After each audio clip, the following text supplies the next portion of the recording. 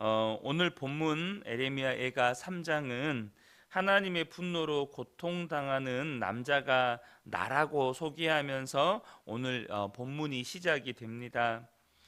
이 남자는 욥의 말처럼 온종일 분노의 막대기로 두들겨 맞아서 살점이 떨어져 나가고 죽은 자처럼 어둠 속에 방치된 채 도움을 청하지만 도리어 마치 맹수처럼 나를 치시는 하나님의 폭력을 생생하게 묘사하고 있습니다. 본문은 온통 이 본문의 저자인 시인의 탄식과 고통으로 가득 채워져 있습니다. 언제 끝날지 모르는 고통 속에 있는 것이죠. 시편 23편의 다윗의 고백처럼 막대기로 나를 보호해 주셨던 하나님께서 이제는 그 막대기로 온종일 치시는 심판자가 되셨다고 본문에서 고백합니다. 2절과 3절을 보면 나를 이끌어 어둠 안에 걸어가게 하시고 빛 안에서 걸어가지 못하게 하셨으며 종일토록 손을 들어 자주자주 나를 치시는도다. 그러니까 온종일 치시고 또 치시며 캄캄한 곳을 헤매게 하시고 가난과 고생으로 그를 둘러싸 버리셔서 마치 죽은 자 같이 되었다고 시인은 탄식하고 있습니다. 5절과 6절을 보면 고통과 수고를 쌓아 나를 애우셨으며 나를 어둠 속에 살게 하시기를 죽은 지 오랜 자 같게 하셨도다. 그러니까 지금 에레미야는 이스라엘의 패망을 보고 그 패망의 그 참상을 눈으로 직접 목도했고 또 그 남겨진 자가 되어서 하나님 앞에 이렇게 그 고통 속에서 탄식을 하고 있는 것입니다. 이대로 고통 속에서 그의 인생도 이스라엘의 운명도 말 그대로 이제는 완전히 패망해버린 나라로 그냥 그 운명이 끝이 나버릴 것 같은 생각이 드는 거죠. 그런데 이러한 고통 속에서 시인을 이 에레미야를 더 고통스럽게 하는 건 뭐냐 하면 이 상황을 바꾸기 위해서 자신이 할 수 있는 일이 아무것도 없다는 것입니다. 만약에 내가 고통 속에 있지만 이 상황을 바꾸기 위해서 조금이라도 바꾸기 위해서 내가 무언가를 할 수만 있다면 그래도 소망이 있지 않겠습니까? 너무너무 고통스러워요. 근데 내가 이 방법을 써보고 저 방법을 써보면 이 고통이 조금이라도 줄어들 수 있겠다. 뭔가 좀 빛이 보이겠다라고 한다면 그래도 여러분 그래도 뭔가 기대가 생기겠잖아요. 그런데 이 상황을 바꾸기 위해서 그가 할 수 있는 게 아무것도 없다는 거예요. 그렇게 고통 속에서 탄식하면서 하나님께 살려달라고 소리쳤지만 그의 기도를 듣지를 않으시는지 아무 일도 일어나지 않습니다. 7절과 8절을 보면 나를 둘러싸서 나가지 못하게 하시고 내 사슬을 무겁게 하셨으며, 그러니까 나를 둘러싸서 나가지 못하게 하셨다. 그러니까 쉽게 말하면 이도저도 못하게 하셨다는 거예요. 뭐라도 할 수 있어야 되는데 이도저도 못하게 하신 거죠. 8절을 보면 내가 부르짖어 도움을 구하나 내 기도를 물리치시며 라고 말씀합니다. 그러니까 이 에레미야는, 본문의 이 저자는 자신의 기도에 응답하지 않으시는 하나님과 그 응답하지 않으심에서 오는 그 영적인 답답함을 이렇게 표현하고 있는 것입니다. 아무리 기도를 해도 하나님의 응답이 없는 거예요. 9절을 보면 다듬은 돌을 쌓아 내 길들을 막으사 내 길들을 굽게 하셨도다. 그러니까 높은 담을 쌓아서 자신의 목소리가 담을 넘지 못하게 하신 것 같다, 이런 표현입니다. 그 기도가 하나님이 응답하시지 않음에 대해서 자기 주변을 정말로 너무나도 높은 담을 쌓아서 아무리 기도를 해도 이 기도가 담을 넘어가지를 못하는 거예요. 그런 답답한 상황인 거죠. 그러면서 내 길들을 굽게 하셨다, 이 말은 무슨 말이냐면 마치 미로 안에 갇힌 자처럼 자신의 길을 돌고 돌게 하신다는 거예요. 여러분 우리가 그 무슨 어떤 그 관광지 같은 데 가면 이런 나무나 이런 것으로 이렇게 미로 같은 걸 만들어 놓고 거기로 막 빠져나가게 하잖아요. 근데 지금 그의 이 에레미야의 상태를 기도를 해도 응답이 없고 마치 자신을 미로 안에 갇힌 사람처럼 이리 돌게 만들고 저리 돌게 만들고 결국 빠져나가지를 못하게 하셨다는 거죠.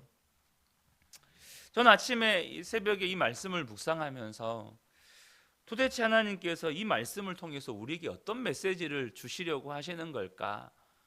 이스라엘 백성들 패망했고 이 이스라엘이라고 한 나라가 패망했고 수많은 사람들이 죽임을 당하고 이렇게 포로로 끌려가고 에레미야는 그곳에 남은 자가 되어서 하나님 앞에 아무리 부르짖어도 하나님은 응답도 하지 않으시고 도대체 이 상황을 타개할 수 있도록 그가 할 수 있는 일은 아무것도 없고 도대체 이러한 말씀을 통해서 우리에게 어떤 교훈을 주시려고 하시는 걸까? 사실 이 말씀을 읽고 묵상하는데 제 마음이 답답하더라고요.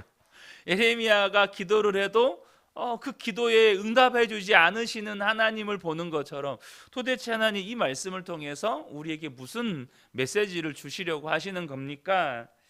그런데 제가 이 말씀을 묵상하면서 개인적으로 두 가지 부분에서 도전을 받았습니다. 첫 번째는 뭐냐 하면 그럼에도 불구하고 기도하는 자에게는 소망이 있다는 것입니다. 기도하는 자에게는 소망이 있다는 거예요. 여러분 사람이 왜 하나님께 기도하죠? 지금 에레미야가 처해 있는 상황은 말 그대로 절망 속의 절망입니다. 나라가 상황이 절망이에요. 상황이 절망이에요. 근데 그가 할 수 있는 이 상황을 타개하기 위해서 할 수 있는 것이 아무것도 없어요. 자기가 할 수 있는 것이 아무것도 없다는 것이 절망이에요. 그리고 아무리 기도를 해도 하나님이 응답도 해주지 않으세요. 그것 또한 절망이에요. 그러니까 에레미야는 몇 중의 그 절망 속에 갇혀 있는 거죠. 그런데 여러분 에레미야가 왜 기도합니까? 그 영이 살아있기 때문입니다. 그 영이 살아있기 때문이에요. 여전히 하나님께 소망을 두는 사람이기 때문입니다. 여러분 영이 살아있지 않는 사람은요 아무리 소망이 보이지 않고 앞이 보이지 않는 고통 속에서 정말로 탄식해야 하고 하나님께 기도해야 되는 상황임에도 불구하고 영이 살아있지 않으면요 기도 안 합니다. 여러분 고난받으면 기도하는 게 아닙니다. 여러분 내가 고난 속에 처해 있다고 해서요 사람이 다 기도하는 게 아니에요. 예수 믿는다는 이 명찰 하나 가지고 있다고 해서 내가 고난당하면 기도하는 거 아닙니다. 누가 기도합니까? 그 영이 살아있는 사람이 고난 속에서 기도하는 겁니다. 영이 살아있는 사람이요 고난이 없어도 기도하는 겁니다. 그러니까 지금 이 메시지가 우리에게 이 말씀이 우리에게 도전을 주는 메시지는 뭐냐면 그럼에도 불구하고 기도하는 사람은 소망이 있다는 거예요. 왜요? 영이 살아있기 때문에 하나님께 소망을 두기 때문에 그렇다는 것입니다. 그래서 여러분 내가 영이 살아있다는 증거가 뭘까요? 바로 기도하는 것입니다. 내 영이 살아있다는 증거. 지금 나라가 패망했고 수많은 사람들이 죽임을 당했고 고통 속에서 그가 할 수 있는 것이 아무것도 없었지만 그럼에도 불구하고 이 예레미야는 하나님 앞에 기도하고 있다는 거예요. 여러분 영이 살아있고 하나님께 기도하며 하나님께 소망을 두는 사람에게는 여러분 소망이 있는 거예요. 두 번째 저에게 주셨던 도전은 뭐였냐면 메시지는 뭐였냐면 하나님의 침묵에는 이유가 있다는 것입니다. 하나님의 침묵, 하나님의 백성들을 향한 하나님의 침묵에는 이유가 있어요. 이유 없이 하나님이 침묵하시는 경우는 없습니다. 하나님은 우리의 하나님이 되시려고 우리와 함께 하시려고 예수 그리스도를 십자가에 내어주셔서 우리를 구원하셨습니다. 하나님은 우리와 교제하고 싶으셔서 우리를 구원하신 거예요. 근데 그런 하나님께서 우리와 함께 계시고 우리와 교제하시고 우리를 영원한 하나님 나라로 인도하셔서 영원한 하나님 나라의 영광을 누리게 하시려고 우리를 구원하신 하나님이 침묵하셨다면 거기에는 이유가 있다는 겁니다. 근데 하나님의 침묵에는 크게 두 가지 이유가 있습니다. 첫 번째는 뭐냐면 바로 죄 때문입니다. 우리의 죄가 하나님과 우리 사이를 가로막는다는 것이죠. 이사야 59장 1절과 2절을 보면 여호와의 손이 짧아 구원하지 못하심도 아니요 귀가 둔하여 듣지 못하심도 아니라 오직 너희 죄악이 너희와 너희 하나님 사이를 갈라놓았고 너희 죄가 그의 얼굴을 가리어서 너희에게서 듣지 않으시게 함이니라. 그러니까 하나님께 우리가 기도를 해요. 근데 기도를 하는데 하나님이 듣지를 않으시는 것 같아요.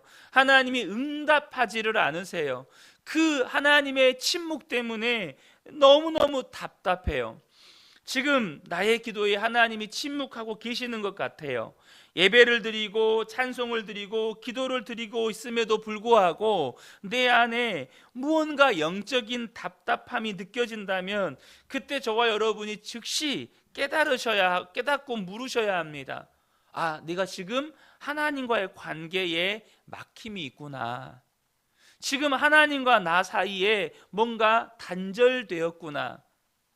그러면 여러분, 죄 때문이라고 하나님이 말씀하시잖아요. 그럼 물어보셔야 합니다. 하나님, 제가 하나님 앞에 지은 죄가 있습니까? 하나님을 침묵하게 만드는, 하나님과 나 사이를 단절되게 만드는 나도 모르는 죄가 있습니까? 하나님께 물으셔야 한다는 것입니다. 그리고 하나님께서 우리에게 가르쳐 주세요. 너 그때 이 말씀에 불순종하지 않았느냐?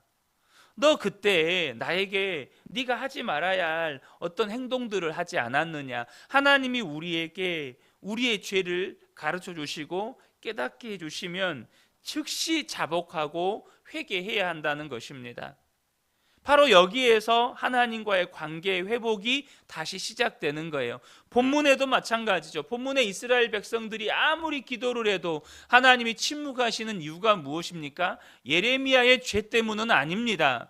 그러나 이스라엘 백성들의 죄 때문에 하나님은 그들을 심판하셨고 그들이 하나님께 부르짖어도 하나님은 지금 침묵하고 계시는 것입니다. 그들을 심판하시면서 그들의 기도는 하나님이 외면하고 계시는 거예요. 두 번째 이유가 있는데요. 그것은 우리에게 믿음의 성숙과 더 깊은 차원의 은혜를 경험하게 하기 위해서입니다. 하나님은요, 우리의 믿음이 성장하기를 원하십니다. 그래서 더 깊은 수준의 은혜와 또 하나님의 축복을 누리기를 원하십니다. 그런데 현재 나의 믿음의 수준에서는 그것을 경험할 수도 없고 현재 나의 믿음의 수준에서는 그 은혜를 감당할 수가 없어요. 예를 들면 여러분, 이제 막 예수 믿고 주일에 이제 막 교회 겨우 주일 왔다 갔다 하는 성도에게 여러분 하나님께서 선교사로 나가라 하시면 그게 감당이 되겠습니까? 내가 너를 열방과 민족을 섬기는 선교사로 내가 너를 세우고 싶다 이렇게 말씀하실 때 아멘 제가 감당하겠습니다. 이게 되겠습니까? 안 되는 거예요. 안 되는 겁니다. 그래서 하나님께서는요 우리를 연단하셔서 우리의 믿음을 성장시키시고 또 우리의 어떤 더 깊은 은혜를 경험하시기 위해서 우리의 믿음의 지경을 이렇게 넓히시는 다양한 방법이 있는데요. 일반적으로 하나님이 가장 자주 사용하시는 대표적인 방법이 고난입니다.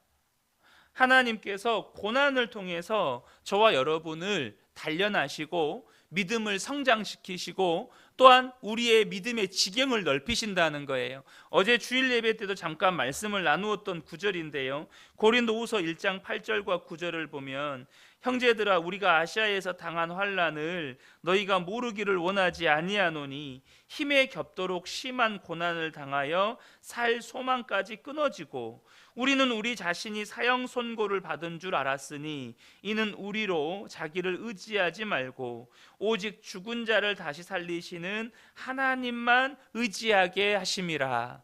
이렇게 고난이라는 방법을 통해서 하나님만을 의지하게 되는 그런 믿음의 연단, 믿음의 성장을 하나님께서 시키신다는 거예요. 이러한 고난을 통해서 하나님은 우리의 믿음을 성장시키시기도 하시는데 또 다른 하나님의 방법이 있습니다. 그것이 뭐냐면 하나님의 침묵입니다.